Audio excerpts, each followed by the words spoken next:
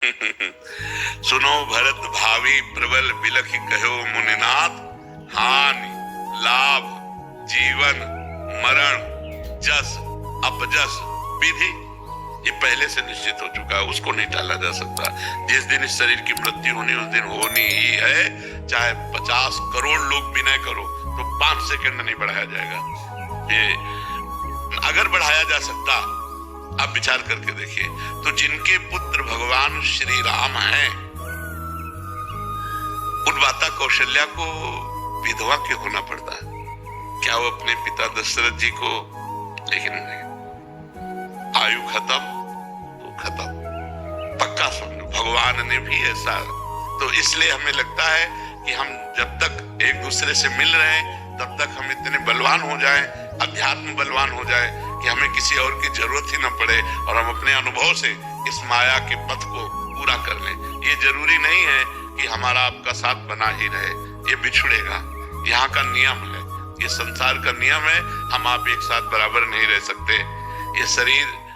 ये शरीर पता नहीं, देखो हमको डॉक्टर ने कहा था कि बाबा आप संत हो इसलिए आपका कोई गार्जियन नहीं कि मैं उससे बात कर सकूं, तो आपसे डायरेक्ट बात करता हूं। आप 2.5 वर्ष या 5 वर्ष, आपकी जिस किडनी की जो हालत है वो आप 2.5 वर्ष या 5, आज के 20 वर्ष पहले कहा था 2.5 वर्ष या 5 वर्ष, और 4-5 डॉक्टर मिलकर के ऐसा स्वामी श्री राम सुखदास जी के संतों ने वो सब व्यवस्था की थी। हम तो अकिंचन भिक्षावृत्ति से जीते थे, हमारे पास तो एक पैसा भी नहीं था।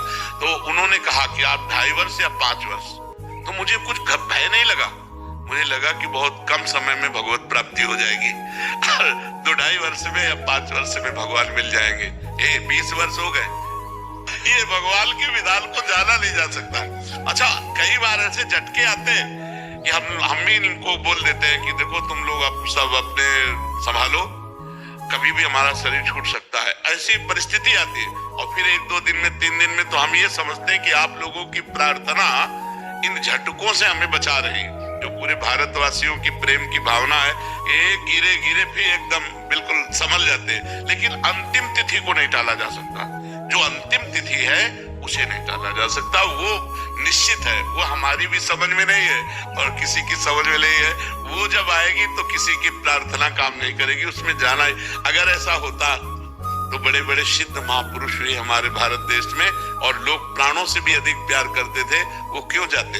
देखो चैतन्य महाप्रभु चले गए, हरिवंश महाप्रभु चले गए, स्वामी हरिदास जी चले गए, निम्बारकाचार्य, वल्लभाचार्य, शंकराचार्य, बड़े बड़े महापुरुष आए और अंतर ध्यान हो गए, चले गए। तो हम सबको भी जाना है, जाने की तैयारी कर लो।